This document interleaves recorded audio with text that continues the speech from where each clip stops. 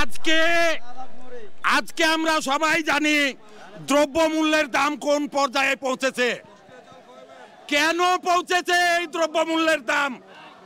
এইটা এই খুনি শেখ হাসিনার রাজনীতির একটা নীল নকশা। কেন দামটা বাড়ালো? কেন? এই দেশের জনগণ যাতে জীবিকা অর্জনের জন্য শুধু পেটের ভাতের ব্যবস্থা করার জন্য এই জনগণ যাতে ব্যস্ত থাকে, এই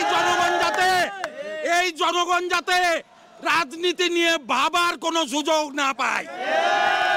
আর বাস্তবে আমাদের জনসাধারণের অবস্থা এরকম হয়েছে যে আমরা আজকে অনেকেই দোকানপাট যে ছোটখাটো যে যা করেন, এত আমরা নিজেদের চাল কেনার পয়সা, আমাদের ডাল কেনার পয়সা, এটা উপার্জন করতে এতই ব্যস্ত হয়ে গেছি যে এই দেশে যে একটা উৎপীড়ন চলতেছে, এই দেশে যে একটা নিপীড়ন চলতেছে, নির্যাতন চলতেছে, এইটা আমরা ভুলে গেছি তার নীল নকশা বাস্তবায়নের একটা অংশ।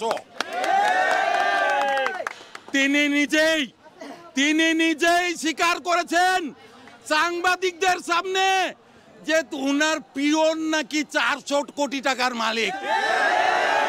আপনার খুনি হাসিনা, আপনার লজ্জা লাগে না?